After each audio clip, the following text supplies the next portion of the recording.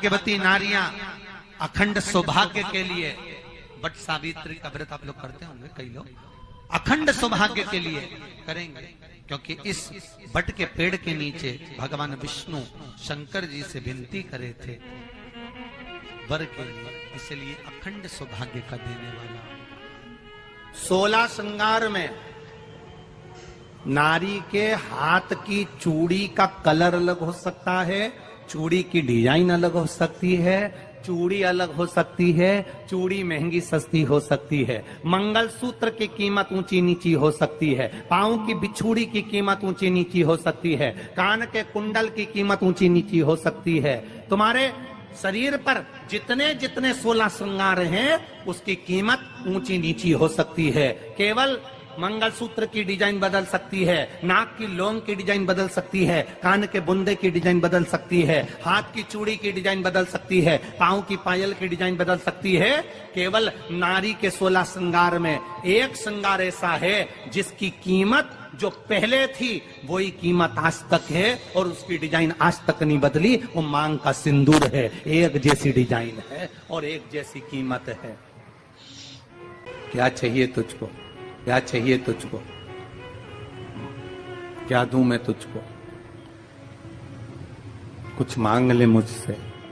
सावित्री कहती है क्या दोगे आप, मेरे पति के प्राण दे दो बस वापिस, और कुछ नहीं चाहिए। यमराज यमलोक में प्रवेश करने लगा, मांग के सिंदूर में से थोड़ा सा सिंदूर सावित्री ने केवल हाथ में लेकर अपनी बिंदी पर जो लगाया, सत्यवानंद को लेकर यमराज अंदर नहीं जा पाया।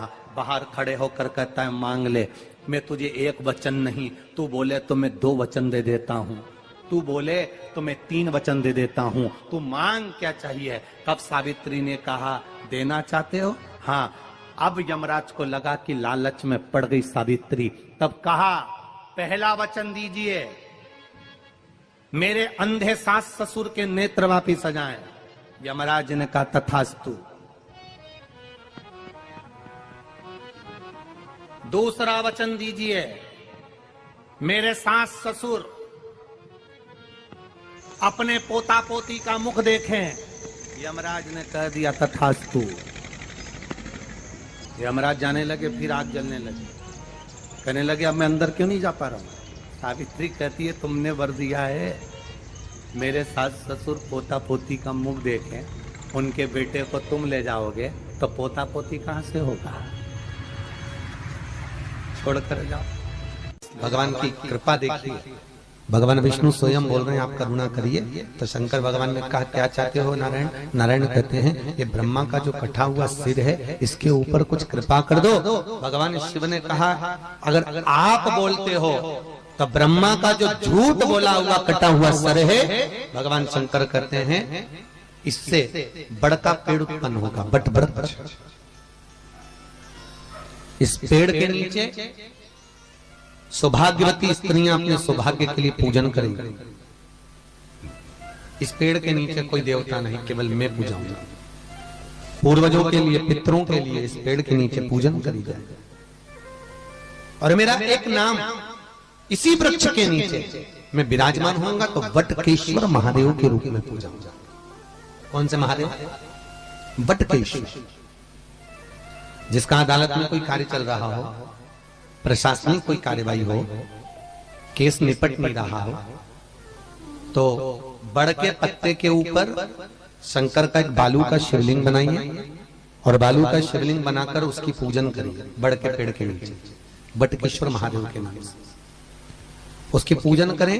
2 दही चढ़ाओ, उसी दही को, चढ़े हुए दही को चम्मच में निकाल कर लिया, उसको किसी वस्त्र पर लगा लो, कोई रुमाल आदि पर, और जो अदालत में जा रहे हो किसी कार्रवाई के लिए और अपने पक्ष में अगर निर्णय नहीं आ रहा तो उसको जेब में रखकर लेकर चले जाइए, आपके पक्ष में वो जवाब आ जाएगा। बहुत दिनों से अगर कोई फाइल अटकी हुई है, कोई प्रशासन में कोई जमीन, कोई जायदाद, कोई अटकी हुई है, नहीं हो रहा, तो वटकेश्वर महादेव का पूजन करना प्रारंभ करें। कौन से महादेव? वटकेश्वर, जो बड़ के पेड़ के नीचे विराजमान होते हैं, वट वृक्ष के नीचे जो विराजित है, वटकेश्वर।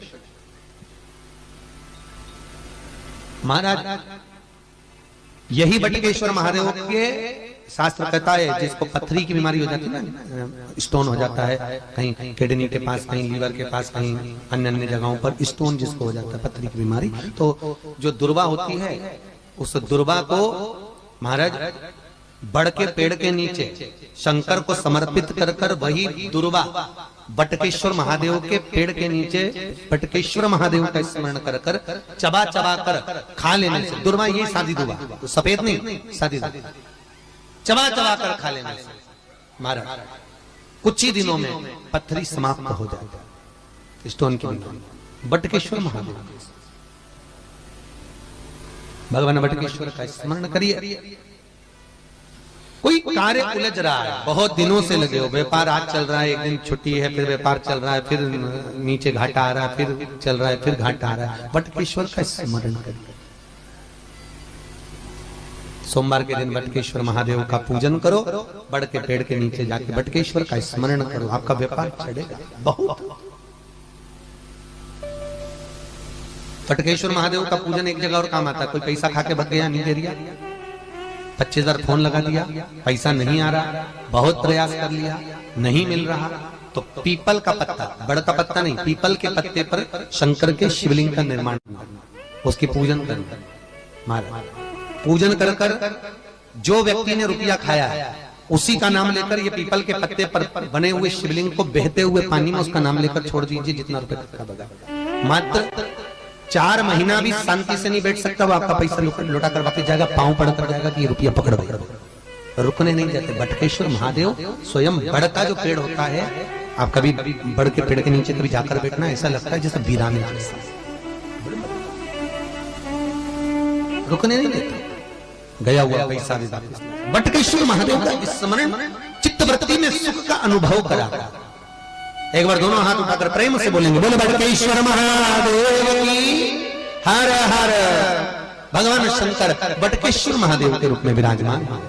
स्कंद पुराण कहती है, जिस व्यक्ति पर कर्जा बहुत ज्यादा मात्रा में हो जाता है और कर्जा चूकता नहीं है, आप बहुत प्रयास कर लिए, करोड़ों रुपए का कर्जा हो गया, यहां से लिया वहां दिया, वहां से उठाया वहां दिया, वहां से उठाया वहां दिया, तो निवेदन है कभी मौका लगे कर्जा मुक्ति के लिए सारे वृक्षों में अगर कोई श्रेष्ठ वृक्ष माना गया है तो वो बट का वृक्ष माना गया महाराज। इसलिए प्रशासनिक कार्य के लिए, मानसिक टेंशन में, परेशानियों में बटकेश्वर महादेव का स्मरण किया जाता है।